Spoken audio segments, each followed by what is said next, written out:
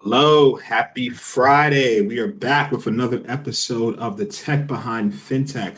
My name is Nnamdi Osuagwu. I'm the host of the Tech Behind FinTech. We like to say here we are talking about the technology that powers the money, making messages clear for executives and also technologists alike. So we are bridging the gap. Always a pleasure to be back. Always excited to do the show. Let's get into it. Let's do some housekeeping things first. All right, boom, show goes up. The show is sponsored by Strategic Generation, providing cybersecurity and SOC 2 services. All right, what's next? We're going to get into some really interesting news articles. Okay, on the housekeeping side, we are streaming live from Facebook, LinkedIn, YouTube, Twitch, and we also have a feed going from Instagram. If you are watching from Instagram, we have the link to the website pinned. We are also live from the techbehindfintech.com. You can take a look at our website. So on Instagram, definitely hit up the techbehindfintech.com. When you make a comment there, you'll be able to, your comment will become part of the show. So those guys on LinkedIn, Facebook, YouTube, you put a comment, we'll post your comments so it'll be part of the show. In terms of comments, feel free to add if you have ideas, something relevant to what we're talking about, questions or so forth. Drop a line in. And we'll post your question, and then we will do our best to explain or research it and get back to you. So that's the best thing. All right. Without further ado, let's see what is going on. All right. First things first. Okay, first interesting article that we found. We found some interest in, let's say that, HSBC and Oracle NetSuite launched new accounts payable solution. So it's an industry within it call it AP automation that NetSuite is on top of. So banking heavyweight HSBC and Oracle NetSuite have unveiled a new solution named NetSuite AP automation that aims to help organizations automate their accounts payable processes and make invoice processing and vendor payments easier and faster, all from within NetSuite. So it's a whole concept they call banking as a service. They claim that this is the largest fully embedded banking as a service deployment into a cloud enterprise resource planning. So ERP systems, those are familiar. That's what the CEO of Global Commercial Banking at HSBC says. Our embedded banking solution with NetSuite allows customers to manage payments and automate reconciliations at the point of need without switching screens or multiple logins. So eligible transactions completed in NetSuite with an HSBC virtual credit card will earn credit, which the firms claim will further reduce operating costs and turn accounts payable from a cost center into a revenue generator. Very interesting stuff. It'll be interesting to see those who have to deal with accounts payables and vendors, what your thoughts are. So anyone watching in that field, drop a line. I'd like to know your thoughts on it. So accounts payable plays an important role in helping organizations manage cash flow, control costs, and maintain strong relationships with vendors. But all too often, the process is slow, tedious, and error-prone, says Evan Goldberg, founder and EVP of Oracle NetSuite. By simplifying and automating the entire invoice process, from data capture to payment and reconciliation, NetSuite AP automation eliminates these challenges. This helps businesses streamline and improve a key operation, empowering AP teams to operate more efficiently and ultimately reduce cost. Interesting stuff. This kind of further plays on whole concept of fintech. I mean, HSBC obviously is a big play in the game and not like a major bank, but how it's just shifting to more technical solutions, especially with this partnership. I like what they said in terms of looking at AP accounts payable from a cost center to generating to reducing operating costs with the revenue they generate with the credits they receive. It seems like it's almost it's the same concept as when you get points on your credit card for spending. I love credit card points. So I'm a huge fan. I'm like, I'll go places and I'm not paying cash. I'm definitely using the credit card, and I'm paying it to zero at the end of the month. But I love those points, and then I go on Amazon and I spend money on random exercise equipment with my points. So that's what I do. Have a new joiner on IG, but just wave to him. CB, what's up? Okay, let's move on to the next article we found. All right, Klarna cuts more jobs months after laying on 10%. Klarna, as you know, buy now, pay later. We talked about them before. That the whole industry, they did a couple of massive layoffs previously. So it's the Swedish buy now, pay later giant Klarna is to embark on a second round of layoffs after they shed 10% of their workforce 4 months ago. So what are they saying about that? So right now they address 500 employees. They say less than 100 of those will be impacted. News of the latest job cuts comes 2 months after Klarna saw its valuation plummet after it raised $800 million in new financing round at a $6.7 billion valuation. Understand, $6.7 billion, yeah, a lot, but right. Last year they were valued at $45.6 billion, so they decreased. That's a $39 billion just down, right? So that's massive, massive. So I want to get a comment from the CEO. What they're saying, or the COO actually, they're saying that it's to reflect a more focused nature of today's Klarna. So impacted departments include IT and recruiting. So it's a couple of restructuring that they're doing there. Interesting to see where that industry is going. All right, let's move on. Let's look at some comments going on. CB says he loves points too. Yes, we love points. All right, next article. Voyager Digital, so that DeFi platform.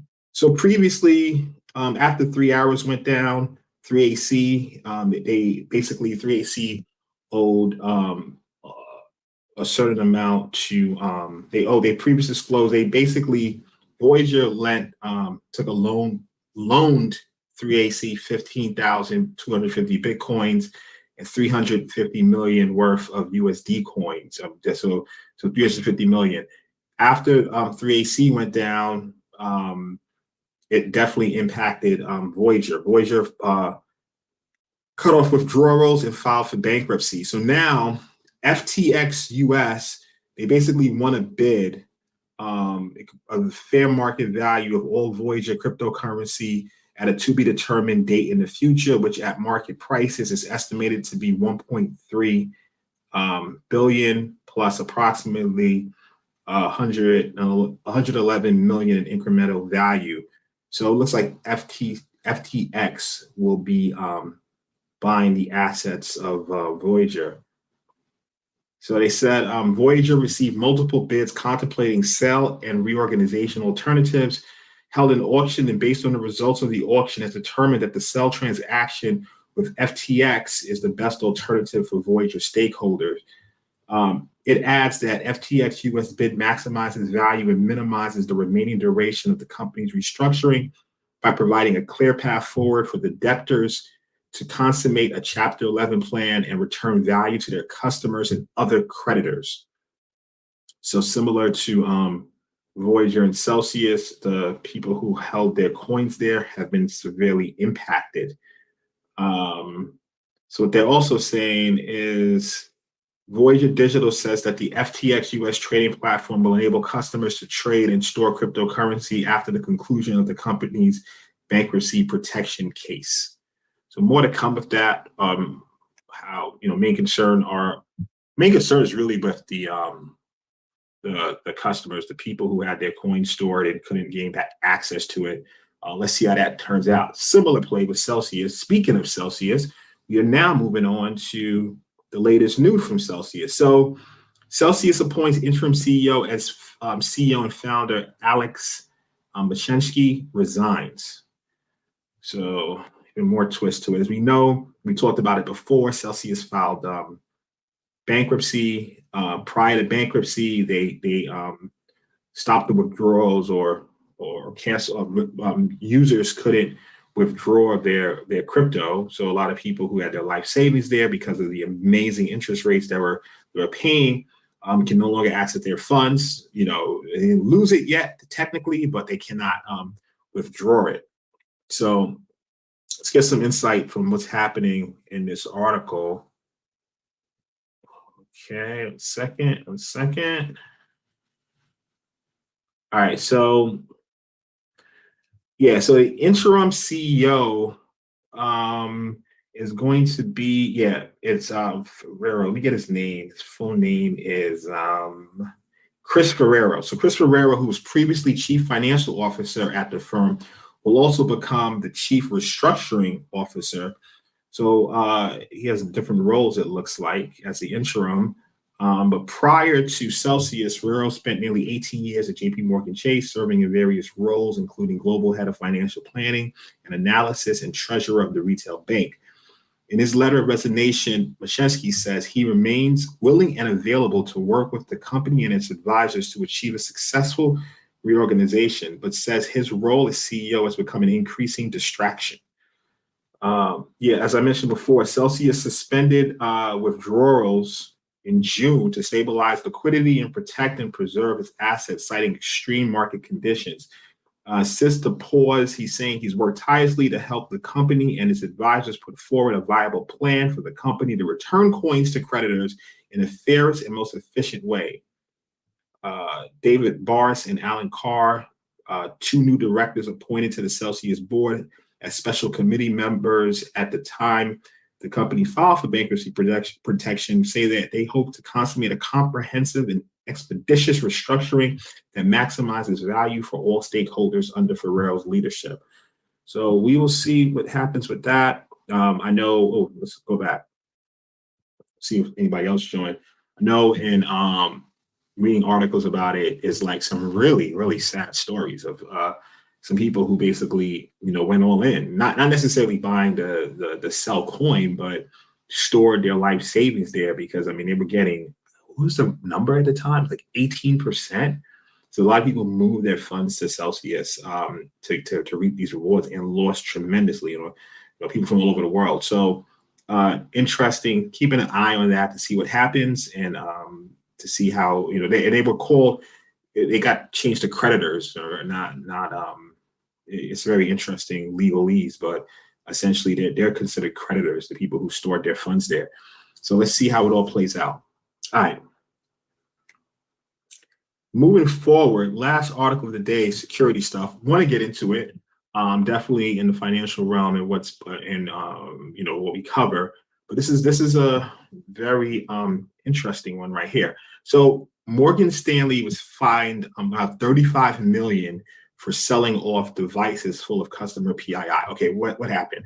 Obviously, Morgan Stanley, they don't have like a van in some back alley and they're selling the devices, right? So usually how the stuff works, devices get old, right? They get decommissioned at the firm, and then it goes to a contracting company.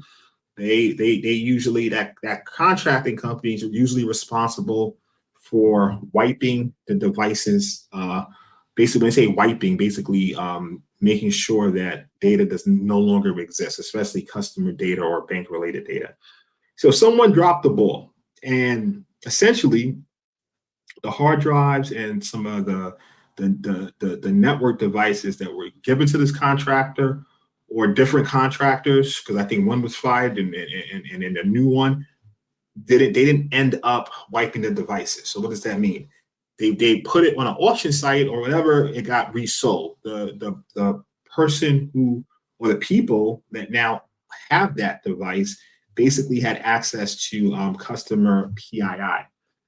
And PII, for those that don't know, personal identifiable information. The SEC got wind of it, and it turned into a $35 million fine. But let's get into some details around that, and then let's talk about what to do to prevent such things from happening to you. Look, even in my personal life, right? So, obviously I've been in technology for a few decades now. I have a stack of like laptops that I don't tell you. I need to dispose of it, right? But totally not going to just throw it away. So it's a process. This is just me as an individual here, right? But obviously firms. I think in this number it was 4,900 hardware devices that were So 4,900 information technology assets containing PII. They were basically sold, decommissioned 500. There was like 500 network caching devices containing PII that were at best partially encrypted, of which 42 were unaccounted for after the alleged disposal. So where are we going with this? I have another person joined on Instagram. Have to just give a quick wave. All right, so let's get into the story. So in the first case dating back to 2016, it seems that a contractor chosen by Morgan Stanley perhaps realized that the company wasn't checking up on how faithfully the wiping and selling of the process was being followed, decided to switch to a new and unimproved subcontractor who apparently skipped the wipe it first part and directly put the retired devices up for sale on an online auction site. So let's follow the story, right? Morgan Stanley, right? These devices are retired. It goes to an approved contract because you work for a bank. You have to go through an approval process, especially if you are a primary vendor, a direct vendor. And then from there, once you have a direct relationship, you can sub out various assignments, and you could sub out work. So it looks like it was an approved vendor. Then that approved vendor switched to a new unimproved subcontractor. Everybody is vendor due diligence at this point, right? So if you do business with the bank, if you're the prime, you have to get approved. If you bring on someone else, they have to get approved, even though they're under your paper, under your contract. So that step was missed. That subcontractor now, instead of taking the devices, because the devices were never wiped, they just turned around. So they're getting paid to wipe the device. They didn't do what they were paid for. And they turned around and put the devices up for sale. So they're getting paid two ways now, right? One to wipe the device, which work was never done. And then now they're flipping it and selling it for a profit. So in one case, IT consultant in Oklahoma, he brought a few of the old devices. He was going to use it for hot spares for his operation. And he realized they were still full of Morgan Stanley client data. He contacted the bank directly and scolded them apparently about how they should have stringent guidelines on how they deal with retiring hardware. And then Morgan Stanley ultimately brought back those devices from that person, but didn't deal with any of the other disks that have been sold elsewhere. So still, some have been accounted for, but a lot of them have not been accounted for. So the SEC notes that 14 or more data tainted disks were brought back from somewhere else by Morgan Stanley as recently as June 2021, still unwiped, still working fine, and still containing at least 140,000 pieces of customer PII. This is a very serious thing. It's data loss prevention. That's the exact field. Hey, Jesse Cool just joined. What's up, Jessica? Okay, so that's a huge part of data loss prevention. It's not, you have these devices, it has data. The thought process is, even when someone leaves the firm, usually, especially in fintechs, like sometimes fintechs totally outsource the IT operations side because you just don't have enough resources to hire all these people internally. Fintechs, startups, I've seen them do it. So especially now with remote work, a lot of people are working remote. So you get this company computer, you stay at the firm for a year or so, okay, you go find another job. That computer now gets, it should be some sort of remote wipe. It should be some sort of encryption enabled. So, if you have encryption enabled and then they have no way to decrypt it, then that data is useless. That's great.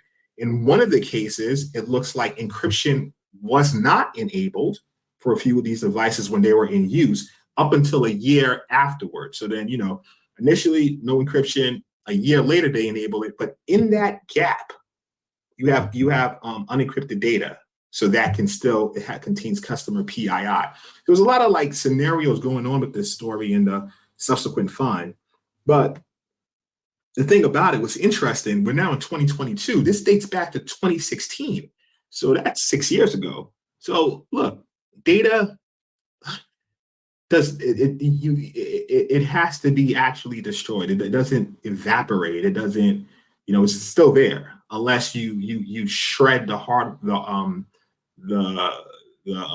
disk drive or the device. You physically destroy it, annihilate it, eradicate it, get rid of it. But if it's still in working condition, you could dust it off 100 years from now, plug it in somewhere, and voila, your data. Not only that, so another thing I want to add to this story, that's even one aspect. Sometimes people think a wide misconception is like, okay, I delete the data on my machine, right? Just delete it. It's not encrypted. I just delete it. Then I go and clear my trash box, my recycle bin. I'm sorry, trash box, recycle bin. That data is still in your machine. Now, it's not recoverable just through like, okay, let me just go and get it back because I permanently deleted it. But there are forensic tools, right, that you can essentially, so like FBI uses, like, different law enforcement agencies use this. I mean, you see on the cool shows, right, when some laptop gets destroyed, right, and they have to retrieve the information, and then all of a sudden, somebody who's like really smart takes it, and then he comes back with all this information. That's very real, right? Like, you can retrieve information from a device through different forensic tools. Some are even free. So there's something called a sleuth kit, UTH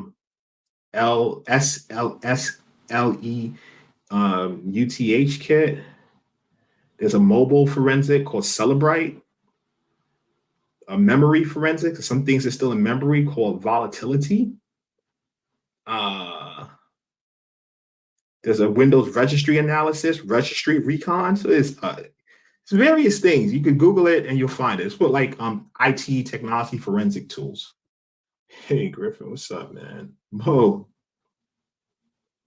All these guys joining for the Tech Behind FinTech. Got my Instagram people joining. Thank you very much for watching. Really appreciate you guys. So yeah, so there's various forensic tools. So just don't think like the only clean way is like you have to go through a process to actually destroy that data. Or, like I said, if from day one it's encrypted and then there's no you remove the option of that decryption key, so it's decryptable. It's still data there, but you can't get it back. And we're going to go into some tips, especially this article says of what to do. But just want to kind of go through that, like, destroying your device or getting rid of it or wiping it and invalidating it's wiped is extremely important. And that's the biggest lesson here. 35 million to Morgan Stanley. I mean, it's not really 35 million to me or most people. It's a huge deal, but 35 million to that bank, they're going to pay it, obviously. But it could have been avoided. Now, 35 million or a few million to a smaller fintech, right? If you're regulated by the SEC, now that's huge. So you have to be careful. And even if so, a couple of tips. Let's get into some tips right here. All right, I like these tips that they said. So let's get into it. All right, tip number one, right? You can outsource your cybersecurity, but you cannot outsource your responsibility. I love that. So listen, you have to make sure you comply with data protection regulations by keeping track of how your contractors are complying with them too. Very important. So that's trust, but what's the term, right? Trust but verify. Full device encryption can help you comply with data protection rules. Properly scrambled data without the decryption key is effectively just random noise.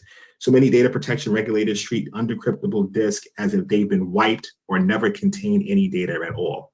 So once again, let's say you didn't wipe it, but it's encrypted and it cannot be decrypted. So from a regulatory standpoint, you are fine because yes, the data is there, but no one can make sense of it. Get good money. All right. If in doubt, go for device destruction. Yep, of course.